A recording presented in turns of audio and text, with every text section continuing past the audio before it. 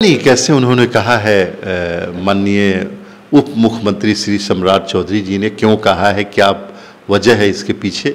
मैं अपने नेता पे, बिहार के 13 करोड़ लोगों को मेरे नेता पे भरोसा है। मैं जनता दल यूनाइटेड की बात कर रहा हूँ। जनता दल यूनाइटेड की बात मैं इसलिए कह रहा हूँ कि हमारी पार्टी का ये कमिटमेंट है कि हम लोग परिवारवादी रिवायतों को नहीं बढ़ाएंगे। जितना तकरीबन यकीनी है हमारा कैंडिडेट जीतेगा। बाकी 3 जगहों पे भी एनडीए के कैंडिडेट जीतेंगे। जबकि हमारी जो कैंडिडेट है मनोरमा देवी जी बहुत सुलझी हुई नेता हैं और नीतीश कुमार जी ने एक एक क्षेत्र में, एक एक वर्ग के लिए, एक एक गली मोहल्ले में हर जगह काम दिख रहा है उनका। चिराग पासवान जी को किसी तरह का इल्ज़ाम दे सकते थे, उन्होंने पार्टी से रिज़ाइन किया है। रिज़ाइन करने के बाद इंसान आज़ाद हो जाता है, वो लड़े न लड़े इसमें चिराग पासवान जी का कोई रोल नहीं है। नमस्कार, बिहार टाइम्स डिजिटल में आपका स्वागत है। मैं वेद सिंह। तिरहुत स्नातक का चुनाव बस अब उसका डेट जो है वो अब निर्वाचन आयोग की तरफ से आ चुका है।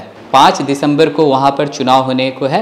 एमएलसी का चुनाव होगा। वहाँ पे देवेश चंद्र ठाकुर जी सांसद बने हैं, तो उसके बाद से वहाँ पे सीट जो है, बिहार में एक ही एमएलसी की सीट है वो खाली हुई थी, जिसको लेके तीनों दल से प्रत्याशी वहाँ पे उतारे गए हैं। आरजेडी की तरफ से गोपी किशन है, तो वहीं जदयू की तरफ से अभिषेक झा हैं, और तो और अब लोक जनशक्ति पार्टी रामविलास के तरफ से उनके पूर्व प्रदेश उपाध्यक्ष राकेश रोशन जी को मैदान में उतारा गया है। तो इन्हीं सब तमाम मुद्दों पर बातचीत करने के लिए अभी हमारे साथ मौजूद हैं जदयू एमएलसी डॉक्टर खालिद अनवर जी। पहले तो सर स्वागत है आपका। बहुत बहुत धन्यवाद आपका।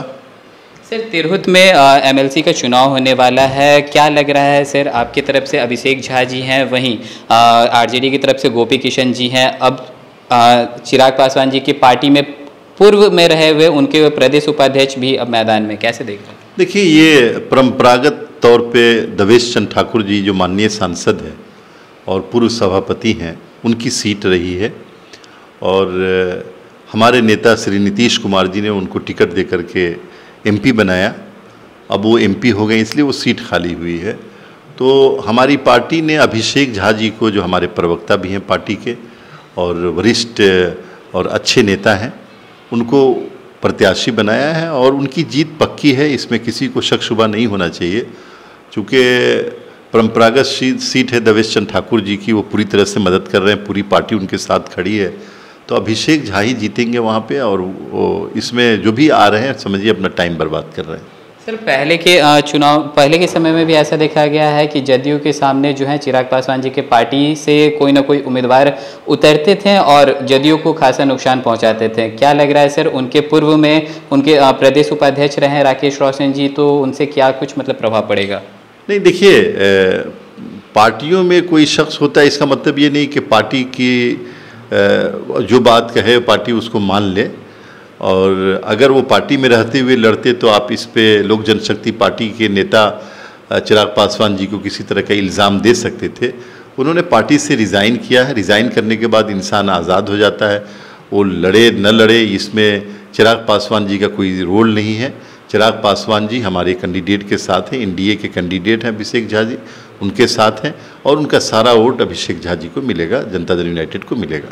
वहीं अगर बिहार की बात की जाए तो 4 जगहों पर उपचुनाव है। बेलागंज में आप स्टार प्रचारक के तौर पर भी हैं, क्या परिस्थिति है सर वहाँ पे? देखिए, एक तरफा चुनाव है। चूँकि एक तो 35 साल से सुरेंद्र यादव जी थे वहाँ पे और अपने बेटे को टिकट दिलवाया, इससे लोगों में खासी नाराज़गी है। 35 सालों से उन्होंने डेवलपमेंट का जो काम हो सकता था वो कराया नहीं है और उनके पास बताने के लिए कुछ भी नहीं है कि क्यों हमें वोट दीजिए। जबकि हमारी जो कैंडिडेट है मनोरमा देवी जी बहुत सुलझी हुई नेता हैं और नीतीश कुमार जी ने एक एक क्षेत्र में, एक एक वर्ग के लिए, एक एक गली मोहल्ले में हर जगह काम दिख रहा है उनका। परिवारवादी नहीं है, समाजवादी हैं, पूरे बिहार को अपना परिवार मानते हैं। इसलिए नीतीश कुमार जी के कैंडिडेट का जीतना तकरीबन यकीनी है हमारा कैंडिडेट जीतेगा। बाकी 3 जगहों पे भी एनडीए के कैंडिडेट जीतेंगे। वहीं अगर बात की जाए सर, तो अभी आपने परिवारवाद का बात किया, तो इमामगंज से जीतनराम मांझी की जो बहू हैं वो भी वहाँ से खड़ी हैं, तो फिर इसके बारे में क्या कहेंगे आप? मैं जनता दल यूनाइटेड की बात कर रहा हूँ। जनता दल यूनाइटेड की बात मैं इसलिए कह रहा हूँ कि हमारी पार्टी का ये कमिटमेंट है कि हम लोग परिवारवादी रिवायतों को नहीं बढ़ाएंगे और हमारे नेता नीतीश कुमार 13 करोड़ बिहारियों को अपना परिवार मानते हैं। कभी उन्होंने भाई भतीजावाद नहीं किया, कभी यानी अपने परिवार के किसी भी आदमी को बिला वजह कभी जो है ना प्रमोट करने की कोशिश नहीं की। न सिर्फ नीतीश कुमार जी ने, बल्कि हमारी पार्टी के तकरीबन किसी नेता ने, सभी नेताओं ने इस अपनी जो आइडियोलॉजी है इसको संभाल के रखा है। तो ये जनता दल यूनाइटेड की गारंटी है और जनता दल यूनाइटेड की वहाँ कैंडिडेट है, एनडीए समर्थित कैंडिडेट है, इसलिए हमने ये बात की। बाकी जो लोग जैसा करें अपना समझें। चलिए सर, चलते चलते एक आखिरी सवाल रहेगा। कल ही बिहार के डिप्टी सीएम सम्राट चौधरी ने कहा है कि सुल्तानगंज रेलवे स्टेशन का नाम बदल के अजयनाथ स्टेशन कर दिया जाए, कैसे देख रहे हैं इसे? पता नहीं कैसे उन्होंने कहा है। माननीय उप मुख्यमंत्री श्री सम्राट चौधरी जी ने क्यों कहा है, क्या वजह है इसके पीछे? मैं अपने नेता पे, बिहार के 13 करोड़ लोगों को मेरे नेता पे भरोसा है, यकीन है कि वो नाम बदलने में यकीन नहीं रखते। कभी आज तक 19 सालों में उन्होंने किसी जगह का नाम नहीं बदला है, किसी स्टेशन का नाम नहीं बदला है। अब क्यों उन्होंने कहा है? अलबत्ता मैं ये बात ज़रूर कह सकता हूँ कि नीतीश कुमार के रहते हुए और ये सब मुमकिन नहीं है।